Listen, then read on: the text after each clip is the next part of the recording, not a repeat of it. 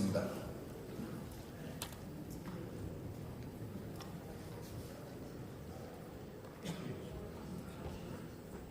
사랑의 하나님 아버지, 은혜에 감사드립니다.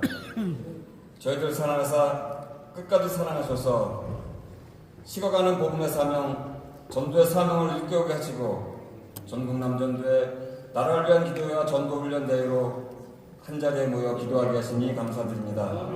이 시간도 임재하셔서 영광 받으시옵소서.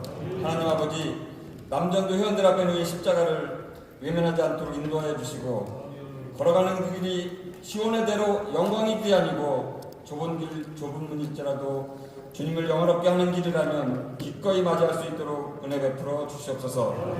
남전도회를 통하여 지교회가 부흥되고 한국교회가 불같이 일어나는 부흥의 역사가 일어날 수 있기를 원합니다. 남전도회 하는들 가는 곳마다 에스겔 골짜기에 마른 뼈들이 일어나는 같이 생명이 살아나고 더욱 풍성해지는 사도행전의 역사를 이어가게 하여 주시옵소서. 아버지 하나님, 대한민국이 풍전등화 같은 어둠에 갇혀 있습니다. 정치와 경제, 산불로 인한 인명피해 등 정말로 어려운 가운데 있습니다. 어두운 운명 다 물리쳐 주시고 하나님의 거룩한 성령으로 가득 차고 성령님이 다스리시는 이 나라 이 민족이 되게 인도 보하여 주시옵소서.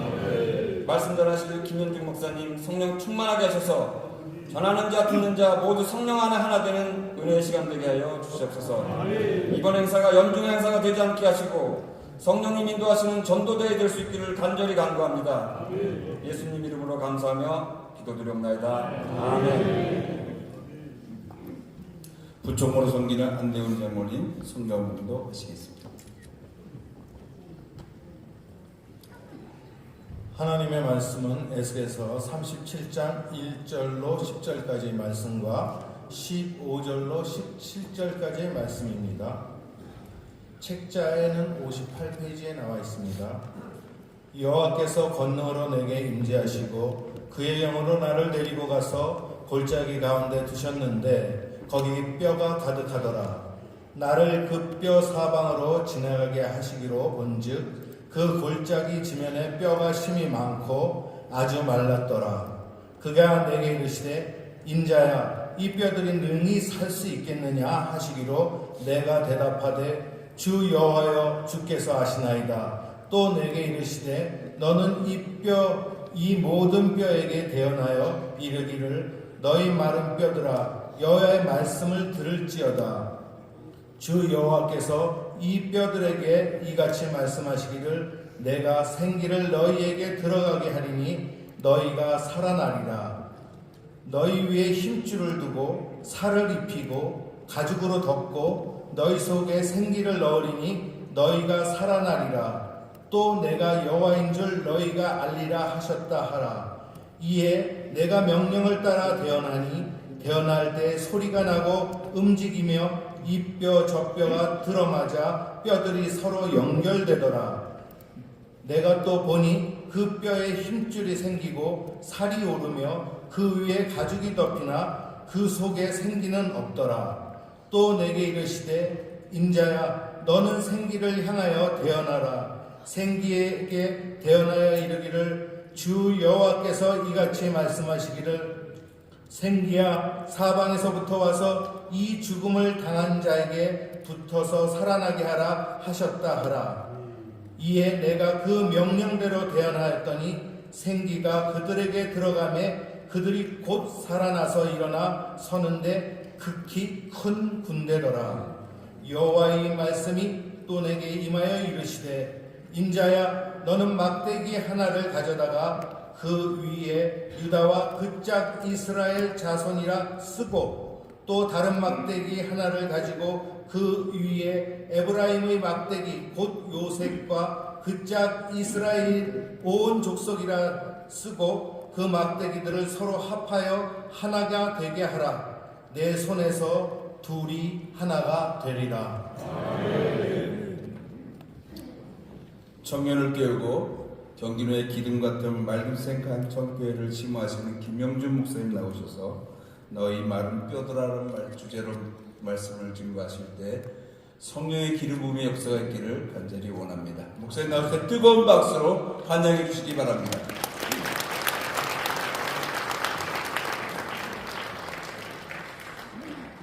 반갑습니다. 저는 맑은생 광천교회를 섬기고 있는 김현중 목사입니다. 순서지를 이렇게 보셨겠지만 저도 순서지를 보는 순간 굉장히 당황했습니다. 앞에 특강이 2개가 더 있었기 때문이었습니다. 진경청 회장님 하시고 앞에 송태근 목사님 하시고 뒤에 젊은 목사가 해야 되는데 여러분 얼마나 부담된지 아시겠지요? 네. 그래서 여러분 시간 좀 가볍게 말씀을 들어주시면 좋겠다라는 생각을 하게 됩니다. 지금부터 한 22년 전에 제가 2003년 경남 김해에 있는 부척산 기도원에 몇 명의 목사님들과 함께 기도하기 위해서 올라간 적이 있었습니다. 부척산 기도원 그때 방문이 제가 처음이었는데요. 부척산 기도원이 어떻게 되어 있는지 제가 잘 몰랐기 때문에 그냥 올라가기 시작했습니다. 보통 기도원들이 뭐 주차장이 있고 산에 바로 올라가면 되니까 그렇다 생각하고 올라가기 시작했습니다. 근데 알고 보니까 주차장부터 기도원까지 제법 걸어서 올라가야 되는 것이었습니다. 처음에는 산책하듯이 올라가기 시작했습니다. 근데 점점 산책이 아니라 이건 등산을 해야 된다는 것을 알게 되었습니다. 가시던 목사님 몇 분이 뒤처지기 시작하시고 점점 나고에 가는 분도 되셨습니다. 힘들게 부척산 기도원을 향해 올라갔고 거의 다 올라갔습니다. 올라가서 딱 언덕을 딱 넘어섰는데 그 앞에 평지가 펼쳐지고 호수가 있는 것을 보게 되었습니다. 깜짝 놀랐습니다. 전혀 예상할 수 없었던 기도원의 모습이 보여지면서 굉장히 감동스러웠습니다. 또 그때 이제 숙소를 배정받고 늦게 저녁에 산기도를 하기 위해서 목사님 함께 모여서 가게 되었습니다. 예전에 기도원을 오셨던 목사님께서 안내를 하셔서 함께 가게 되었는데요. 길을 잘 못 찾으시는 것이었습니다. 너무 오래전에 왔기 때문에 풀도 너무 많이 자라서 그것을 찾는 것이 참 쉽지 않았습니다. 그래도 예전에 기도했던 바위 자리를 찾아서 거기서 함께 기도했던 기억이 있습니다.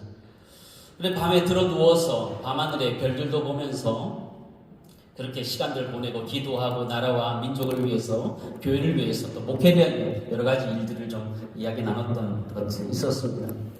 근데 그때 제 마음속에 또 그때 이야기 나눌 때 기억이 남는 것이 하나 있는데 그것이 무엇이냐면 예전에는 이렇게 풀이 많지 않았다라는 것이었습니다. 근데 지금 풀이 너무 많이 자랐다 이런 얘기를 하더라고요. 여러분 왜 풀이 자랐을까요? 기도원이 관리를 안 해서 그랬던 걸까요? 그게 아니었던 것이었습니다. 예전에는 부척산 기도원에 기도한 사람들이 많았는데 기도한 사람이 없어서 풀이 더 많이 자랐다는 그런 이야기였습니다. 너무너무 가슴 아픈 그런 이야기였습니다. 그 밤에 잠을 제대로 잘 수가 없었습니다. 너무너무 안타깝고 우리 자신이 그렇게 기도하지 못했던 것 때문에 잠을 잘 들지 못하는 그런 마음을 보낸 적이 있었습니다. 우리 선조들은 이 나라의 민족을 지키기 위해서 부르짖으면서 기도했고 구국기도원에서 그래 기도하였습니다. 이 자리에 앉아있는 우리 사랑하는 장로님들, 집사님들 또 사랑하는 목사님들이 그렇게 기도하였을 것입니다. 저는 도전하고 싶은 것은 지금도 그렇게 기도해야 된다는 것입니다. 지금 우리가 기도하고 있느냐 그 얘기를 던지고 가고 싶습니다. 이 나라와 민족의 상을 보면 참 답답한 상황이다 생각되어지는데 그 답답한 것은 하루 이틀이 아닙니다. 왜냐하면 성경의 시작도 답답하기 때문입니다.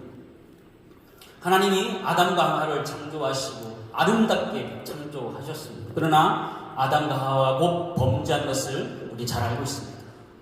거기서 끝나지 않고 가인 아벨을 죽이는 살인사건으로 발전되고 있는 것들도 우리는 보게 됩니다.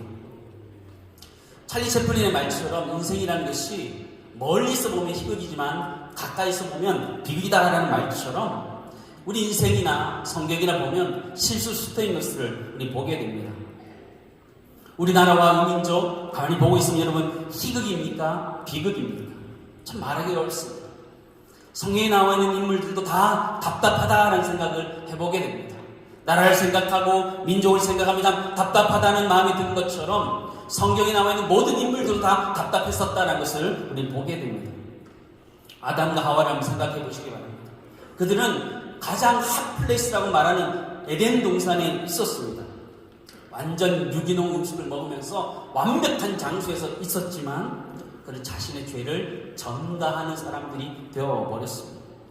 완벽한 장소에서 완벽한 상황에서 책임을 떠넘기는 그런 사람이 되었던 것입니다. 그것도 자신이 가장 사랑하는 배필로부터 그런 일들을 했던 것이죠. 아브라함도 보면 참 답답한 사람이었습니다. 하나님께서 그에게 소명을 부어놓으시고 본토 친척 아비들을 떠나서 내가 지시할 땅으로 가라 말씀하시고 갔습니다. 그런데 양식 없으니까 점점점 애고 내려가게 되었습니다. 고혈자 바로 앞에 섰을 때 그는 자기 아내를 아내라 말하지 못하는 쪼다가 되었습니다. 자기 아내를 아내라고 말하지 못하는 그런 사람이었던 거죠. 답답하죠. 어떻게 남편 믿고 살 수 있겠습니까? 이스라엘 백성도 똑같았습니다. 이스라엘 백성도 무려 400년간 애국에서 종살이하고 난 다음에 출애굽하게 되었습니다. 우리 잘 아는 것처럼 10가지 재앙을 통해서 기적같이 그 기적을 경험하면서 그들이 나아왔습니다. 고기도 가르고 만나도 먹었습니다. 그럼에도 불구하고 그들의 인생은 계속 투덜투덜대고 있는 모습을 우리 성경을 통해서 보게 됩니다. 양식을 달라, 물을 달라, 지도를 달라 끊임없이 원망과 불평하고 있는 답답한 이스라엘 백성들의 모습을 보게 됩니다. 성경의 역사나 우리 인생의 역사나 나라 민족을 바라보면 답답하지 않은 분이 한 번도 없었다는 것들을 생각하게 됩니다. 사사시대도 답답했던 것이, 왕정시대도 답답했던 것이, 한마디로 이스라엘 역사는, 아니 우리 인간의 역사는 다 답답한 역사로 점철되어져 있었고 그렇게 해왔다는 것을 보게 됩니다. 이런 답답함의 최고의 자리에 있는 것이 무엇이냐? 이 에스겔 37장의 말씀입니다. 가장 시각적으로 답답한 우리 인생의 모습을 잘 표현해 준 것이 이 에스겔 37장의 말씀이라는 것입니다. 에스겔이 경험했던 가장 큰 아픔, 자신의 꿈이 완전히 다 깨어지는 것이었습니다. 에스겔 선지자는 제사장 아들로 태어났습니다. 제사장제 그대로 물려받을 수 있는 그런 사람이었습니다. 어렸을 때부터 그 꿈을 가지고 자라온 사람이었습니다. 20살 때부터 견습생으로 그 일들을 돕기 위해서 많은 것들이 준비되었고 30살이 되면 제사장직을 감당할 수 있는 사람이 되었습니다. 그러나 그의 나이 25에 되는 주전 597년에 바벨론의 포로로 끌려가게 됩니다. 꿈이 다 사라져 버린 것입니다. 그리고 언제 다시 돌아갈 수 있는 기약도 없는 아주 처절한 마른 뼈 같은 그런 상황을 그가 맞이했던 것을 보게 됩니다. 이스라엘 백성의 삶이나 이 에스겔 선지자의 삶이나 똑같은 것을 보게 돼요. 1절, 2절을 제가 먼저 좀 읽어드리겠습니다. 여호와께서 권능으로 내게 임재하시고 그의 영으로 나를 데리고 가서 골짜기 가운데 두셨는데 거기 뼈가 가득하더라. 나를 그 뼈 사방으로 지나게 하시기로 본즉 그 골짜기 지면에 뼈가 심이 많고 아주 말랐더라. 에스겔 골짜기에 뼈가 가득했다. 그럼 뼈라는 것은요, 궁핍함의 상징입니다. 극도의 고난을 이야기하는 것이죠. 뼈의 이야기로 에스겔 선지자의 그 뼈 때리는 상황들을 정확하게 다시 이야기하고 있는 본문의 말씀이라는 것이죠. 마른 뼈, 거기 심이 가득하다는 것이죠. 지면의 뼈가 심이 가득하고 아주 말랐다. 강조하고 또 강조하는 것이죠. 소망이 없다, 이런 것이죠. 우리 인간에게 소망이 있습니까? 우리 인류에 소망이 있습니까? 우리 상황을 보면 소망은 없습니다. 이 바벨론 포로 끌려간 이스라엘 영적인 상태나 육적인 상황 다 마른 뼈와 같은 상황이라는 것을 우리는 보게 됩니다. 11절 이렇게 고백하는데요. 또 내게 이르되 인자야 이 뼈들은 이스라엘 온 족속이라. 그들이 이르기를 우리의 뼈들이 말랐고 우리의 소망이 없어졌으니 우리 다 멸절되었다 하느니라.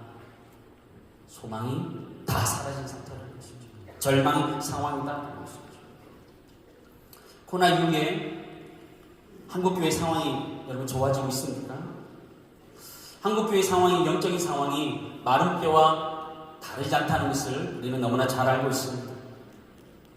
경제에서 적용한 것처럼 20-80의 파레토 원리라는 것이 있습니다. 어떤 것이든 20대 80의 원리라는 것이 있습니다.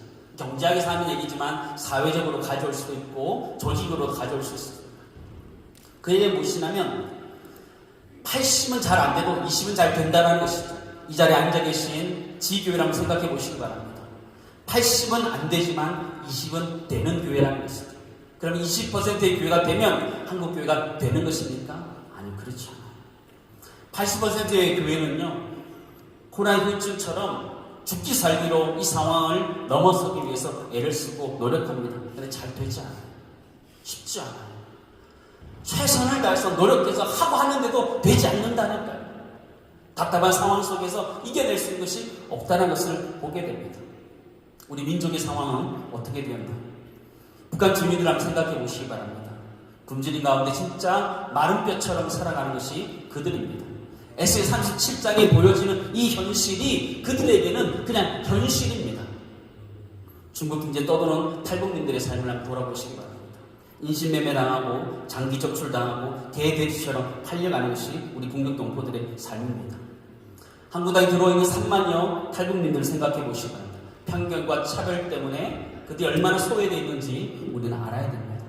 이 나라의 민족이 상황이 마른 뼈와 같다는 것들을 굳이 설명하지 않아도 우리는 잘 알고 있습니다. 사랑하는 우리 장로님, 권사님, 우리 목사님, 우리는 지금 진단할 필요가 따로 없습니다. 우리가 마른 뼈다, 지금의 시대가 마른 뼈다, 이 나라의 민족이 마른 뼈다 진단할 필요도 없습니다. 목회적으로 어떻다 데이터 갖다 놓지 않아도 마른 뼈다는 것을 다 알고 있습니다. 근데 제가 특강을 준비하면서 기도하는 가운데 한 가지 깨닫게 되는 것이 하나 있었습니다. 그것이 무엇이냐면 역설적인 것인데 하나님 저에게 말하는 것처럼 성령이 저에게 말씀한 것처럼 제 마음속에 도전되는 것이 있었습니다. 그게 무엇이냐면 너희는 지금 메마른 뼈가 아니라 너무 살쪘다라는 것이죠. 우리에게 말씀하시는 게 영적으로 마른 뼈와 같이 절망 속에 있다고 얘기하지만 우리의 삶 속에 너무 기름지다 말씀하시는 것이었습니다. 영적인 초고도 비만이라고 말씀하십니다. 한국 교회를 향해서 너무 초고도 비만이라고 말씀하십니다. 엘리 제사장처럼 말입니다. 사무엘상 4장에 보면요, 이스라엘과 블레셋 사이 전투가 일어나게 된 건 우리 잘 알고 있습니다. 법궤를 가지고 나가면 승리할 것이라는 원칙이 있었습니다. 그렇게 해왔었습니다. 그때도 여전히 법궤를 가지고 갔습니다. 그러나 법궤도 빼앗기고 엘리의 제사장 두 아들도 죽게 됩니다. 법궤도 빼앗기고 아들도 다 죽었습니다. 그때 이 엘리 제사장의 나이가 98세였고 그 눈이 어두워졌다 성경 말하고 있습니다. 사무엘상 4장 18절 말씀 제가 읽어드리겠습니다.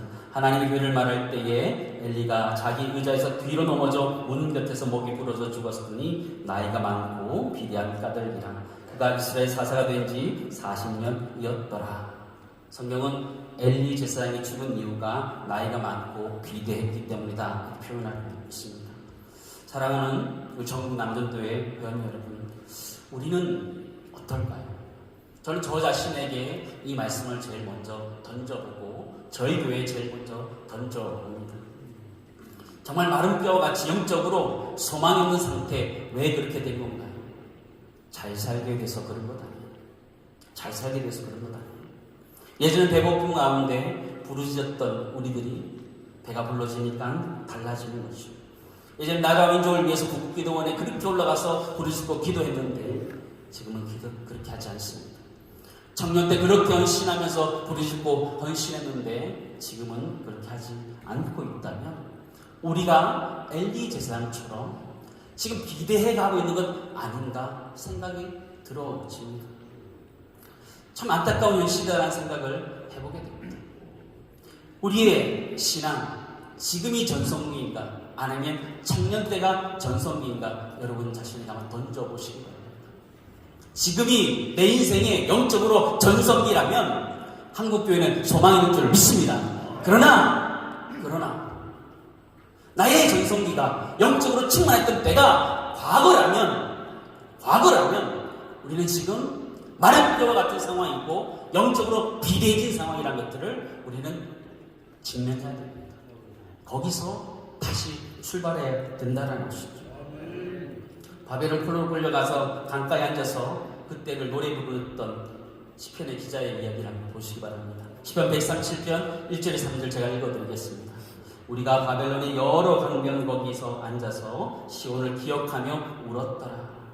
그 중에 버드나무에 우리가 우리의 수금을 걸었나니 이는 우리를 사로잡은 자가 거기서 우리에게 노래를 청하며 우리를 황폐하게 한 자가 기쁨을 청하고 자기들을 위하여 시온의 노래 중 하나를 노래하라 함이로다.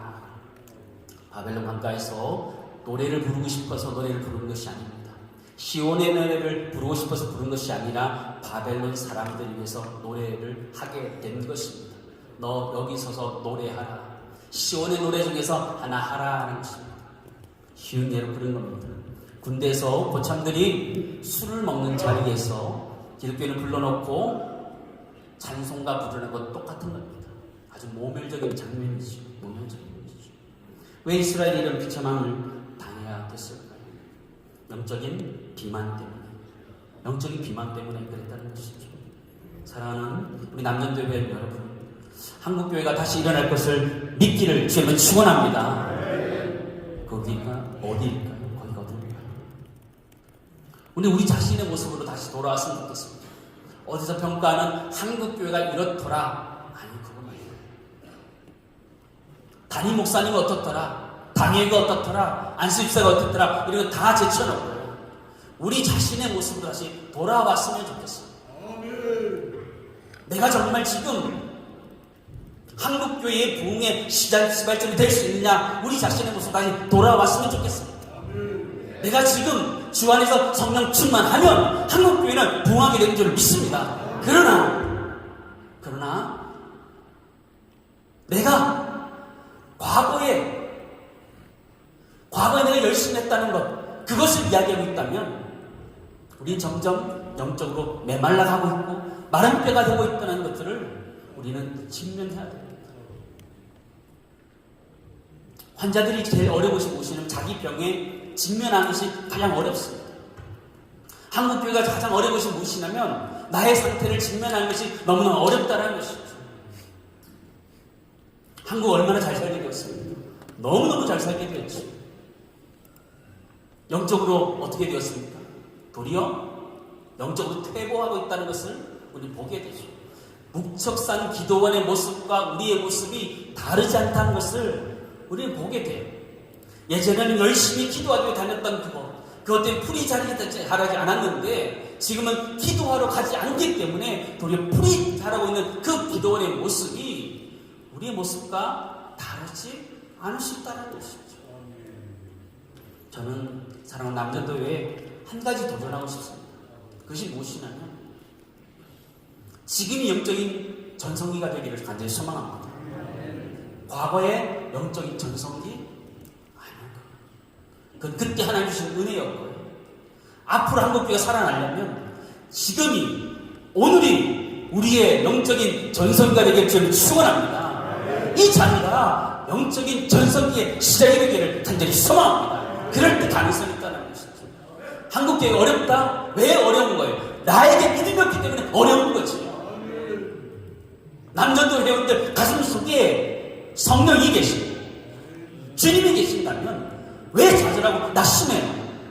한국교회 안 믿다고 어떻게 그렇게 함부로 말할 수 있어요? 아니요. 주님이 내 안에 계시고 성령이 내 안에 계시고 살아계신 영이 계신다면 그 일을 하게 하실 줄을 믿습니다. 중요한 건 지금 내가 살아있느냐 마느냐라는 거예요. 내가 마른 집대처럼 말라가느냐 아니냐 거기에 결정된다는 것이죠. 우리는 남 탓 너무 많이 해요. 어떤 교회가 잘하더라, 이렇게 하면 잘하더라, 이렇게 하면 잘하다, 수많은 얘기들 하죠. 그러나 그러고 지나죠. 송태경 목사님 말씀하시는 것처럼요, 다시 돌아가면 우리 자신이 거기에 시작점에 있어야 된다. 우리가 그 시작점에 있어야 된다. 내가 살아있으면 한국교회는 살아있는 줄을 믿습니다. 특별히 남전도회, 전국 남전도회가 살아있으면 우리 한국교회는 다시 살아나게 될 줄을 믿습니다. 기도하는 남전도회가 살아있으면 살아있는 거라는 것이죠. 한국교회 좌절을 이야기합니까? 쇠퇴를 이야기합니까? 시대적으로 갈 수 있습니다. 그러나 진짜 부흥은 우리 안에서부터 시작되는 것이죠. 하나님 우리에게 함께 하시고 성령께서 우리에게 그렇게 하실 거예요. 에스겔 37장 9절 10절 말씀 보시기 바랍니다. 주 여호와께서 이같이 말씀하시기를 생기야 사방에서부터 와서 이 죽음을 당한 자에게 불어서 살아나게 하라 하셨다 하라. 이에 내가 그 명령대로 개헌하였더니 생기가 그들에게 들어가매 그들이 곧 살아나서 일어나 서는데 극히 큰 군대더라. 아멘. 사랑하는 남전도회 회원 여러분, 여러분에게 도전하고 싶습니다. 저에게도 도전하고 싶습니다. 저는 목회하면서 끊임없이 저에게 묻습니다. 세상을 보지 말라는 거예요. 세상이 어떻다라는 것, 원래 세상은 그랬어요. 기독교적으로 좋은 적이 한 번도 없었어요. 기독교적으로 좋아지면 그건 항상 타락으로 갔기 때문에 항상 세상은 어려웠어요. 그렇다면 진짜 한국교회가 살아날 수 있는 비결이 무엇이냐? 나라와 민족을 위해서 기도하면서 살아날 수 있는 비결이 무엇이냐? 내가 살아있으면 살아나게 되는 줄 믿습니다. 그냥 내가 죽으면 다 죽는 거예요. 남정교회가 죽으면 다 죽는 거예요. 부흥 거기 있는 거예요. 한국교회 다음 세대가 잘해야 된다? 아니요. 한국교회가 잘하려면 나 자신이 잘해야 되는 줄을 믿습니다. 나 자신이 살아있어야지. 마른 뼈가 살아나서 살이 붙고 뼈가 붙고 생겨 돌면서 살아서 큰 근거가 되어야지 소망이 있는 줄 믿습니다. 오늘 이 밤에 기도하실 때에 그 은혜가 우리 가운데 있기를 간절히 소망합니다. 사랑하는 남전도회 회원 여러분, 정말 나라와 민족을 위해서 기도합시다. 애통하는 마음으로 기도하고 교회를 위해서 기도합시다. 이래서 안 된다, 저렇게 해서 안 된다, 이렇게 해서 안 된다, 그런 얘기 그만하고 내가 정말 예전보다 더 열심히 기도하느냐, 내가 예전보다 더 열심히 말씀 모르냐, 내가 예전보다 더 열심히 전도하느냐, 거기가 시발점이라는 거예요. 다시 한번 여러분에게 도전하고 저에게도 도전하고 싶습니다. 여러분 인생의 전성기가 언제입니까? 바벨 강가에서 옛날이 좋았다 그런 노래 하시고 싶습니까? 우리 그 노래 이제 그만합시다. 예전이 좋았다 그런 얘기 그만하고 지금 나 자신이 더 하나님을 가까이 하고 더 하나님 앞에 헌신하며 또 하나님을 울부짖으면서 그 부흥을 내가 체험함으로 말미암아 나라부터 그 부흥이 시작되기를 간절히 소망합니다. 여러분의 영적인 전성기가 과거가 아니라 현재이고 바라는 것은 오늘이 될 수 있기를 저는 축원합니다. 말씀을 정리하겠습니다. 우리 모두가 영적인 전성기를 누리며 살아갈 수 있기를 간절히 소망합니다.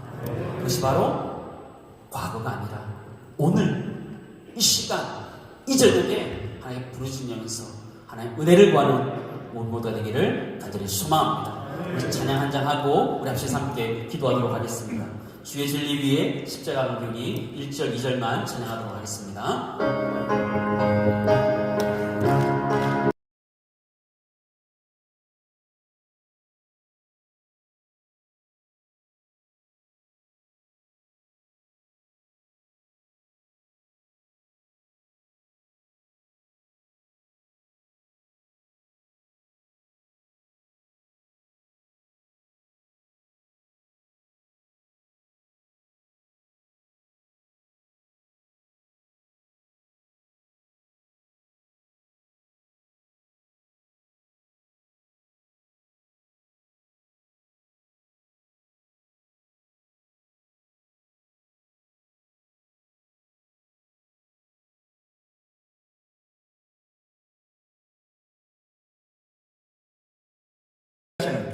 이 무궁하시는 종이 우리 남전도의 위에, 우리 교단 위에, 그리고 한국교회 위에 이제부터 영원토록 함께 계실지어다. 아멘.